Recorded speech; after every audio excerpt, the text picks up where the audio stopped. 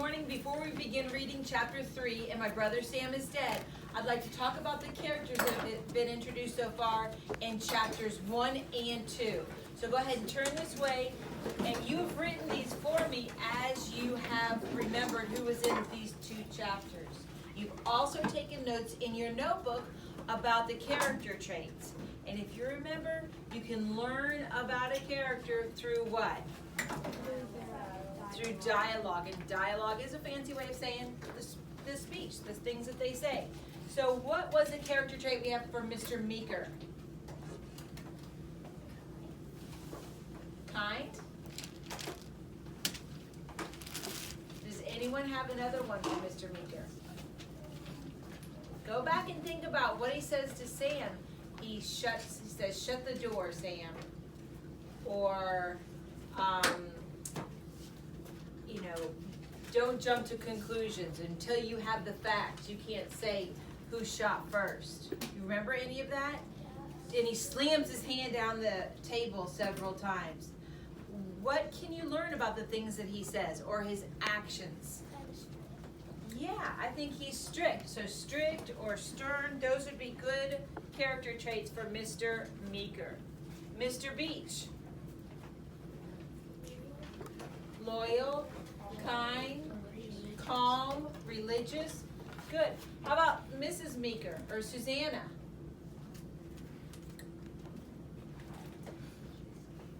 What do you guys think? Kind-hearted, maybe? Would you think she's religious? Yeah. What does she quote all the time? The Bible. Yeah, so she's religious. Okay, Timmy? Sneaky. Sneaky, maybe? I skipped Sam. What do you think about Sam? Patriotic? Stubborn? Yeah, good.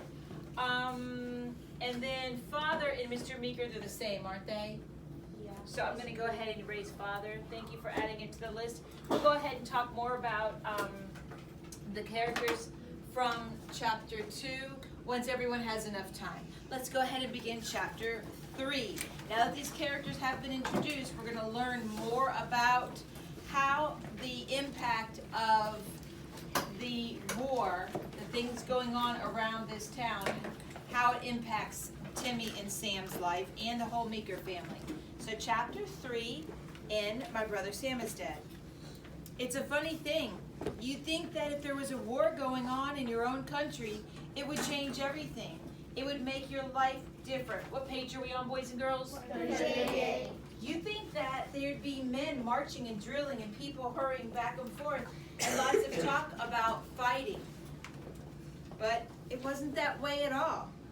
It wasn't any different from usual. It was just normal. Of course, there were battles. There was a battle at Bunker Hill where the Patriots massacred the British troops before they were driven off. And the rebels also took Fort Ticonderoga without much of a fight. But these battles all seemed far away.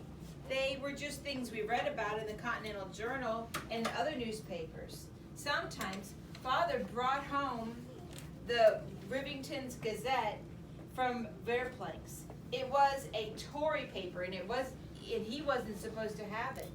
It was illegal, so he kept it hidden. It made me wonder how the war was going to make us freer if you couldn't read the paper you wanted anymore. Oh, I don't mean that we ignored the war. There was always a lot of discussion about it around Reading, and sometimes people in the tavern would get into arguments over it when they drink too much whiskey. Once Father actually threw a man out of the tavern. He was a stranger, and I guess he didn't realize that Reading was such a Tory town because he told somebody that the only good lobsterback was a dead lobsterback, and that King George was a great hairy fool. My father said, that's subversion, and we don't permit subversion here. The man smacked his beer down on the table. I thought I was among free men, not slavies. Slavies are like servants.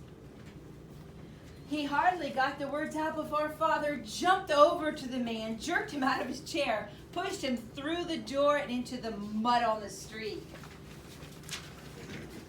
The man lay there on his back, cursing Father.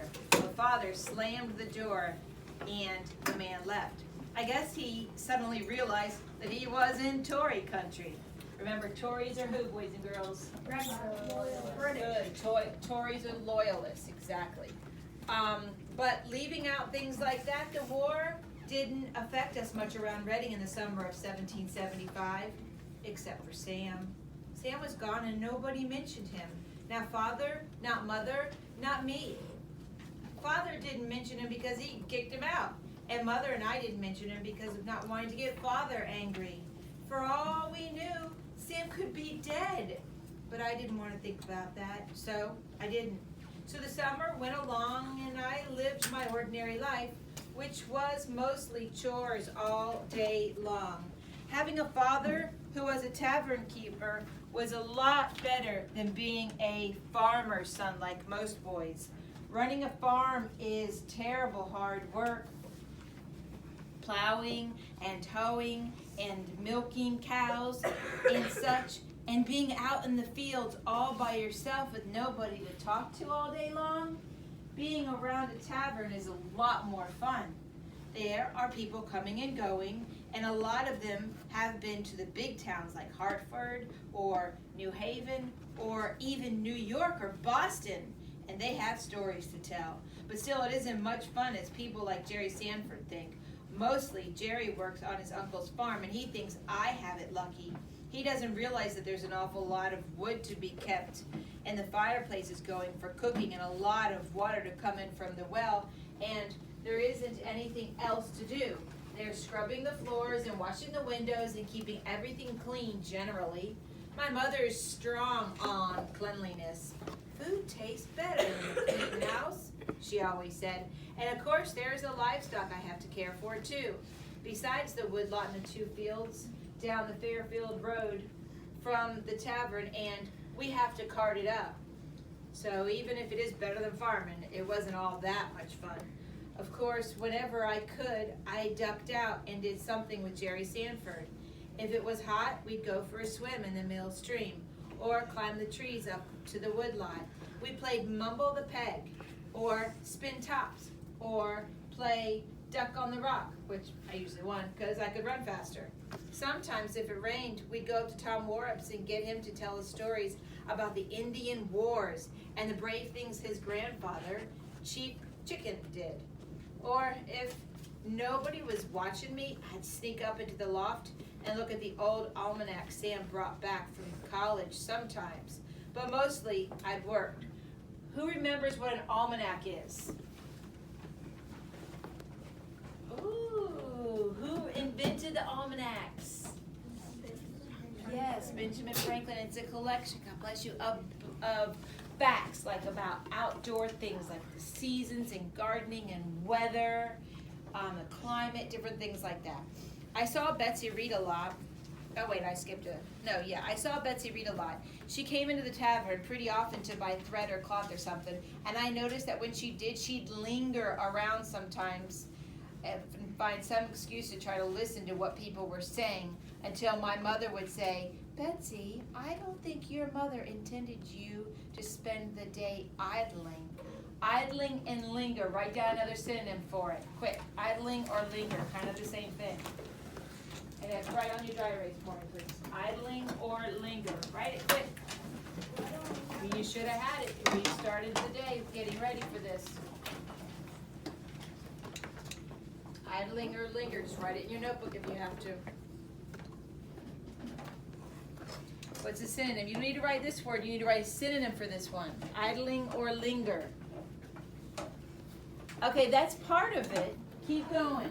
If I'm idle, yes, that's a good one. Yes, good. Not necessarily. Awesome. I'm going to use yours. Very good. Loitering. You're just hanging about. You're loitering. You're not accomplishing anything. And you are doing it to eavesdrop. Someone wrote eavesdrop or listening. That's why she's doing it. Okay? She's just hanging around. Good. Good, good, good. Okay. So she says, the mom says, I don't think she meant for you to hang around. And idling. So I'm on the bottom, page 41. And then she'd go, I didn't see what difference it made anyway. I never heard anyone say anything important. And then one day in September, she came down with a jug to buy beer.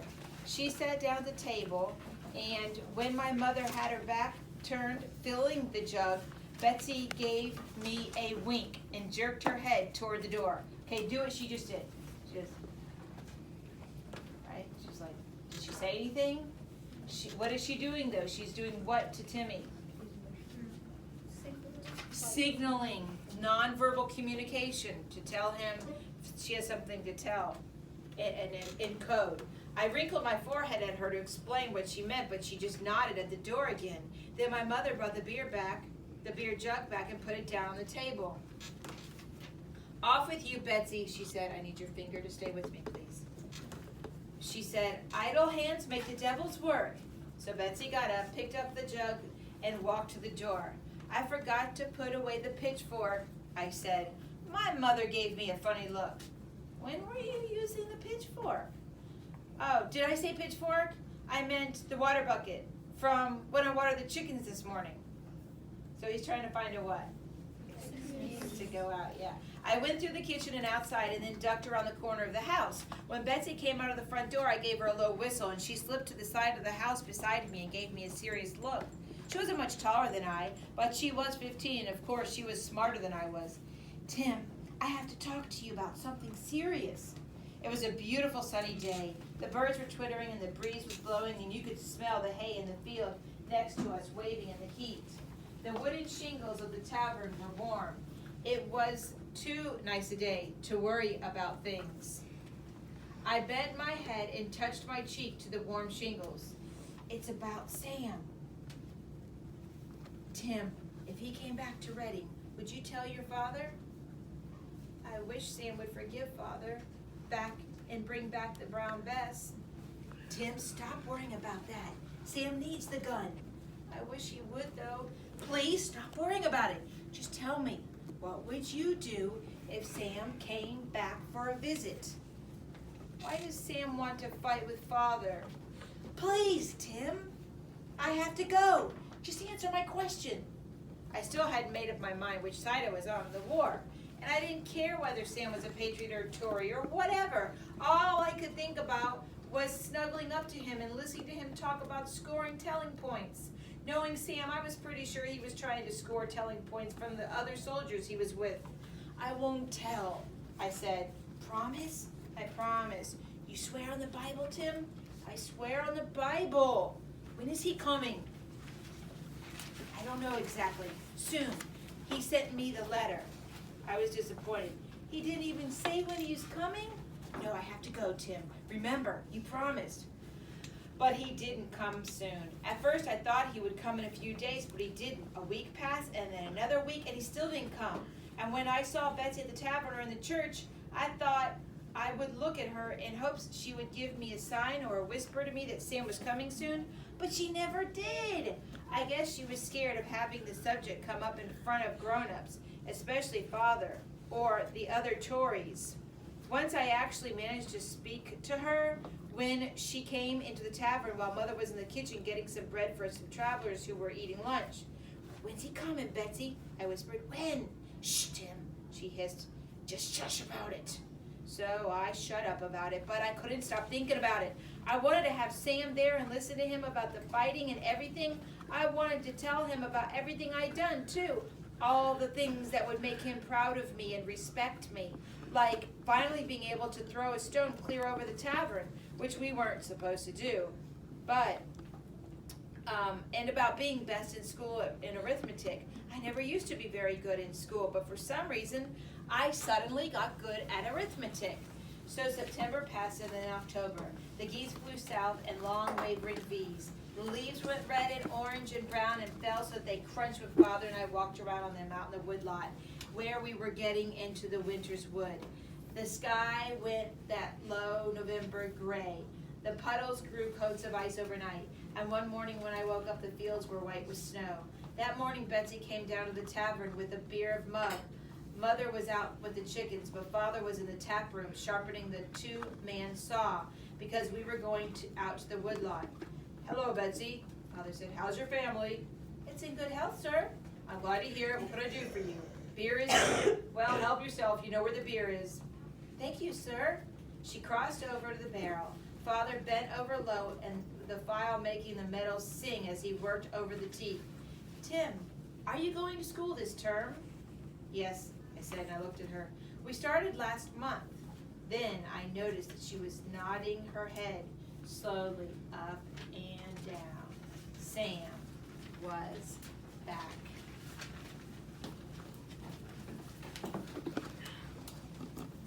Alex, are you listening?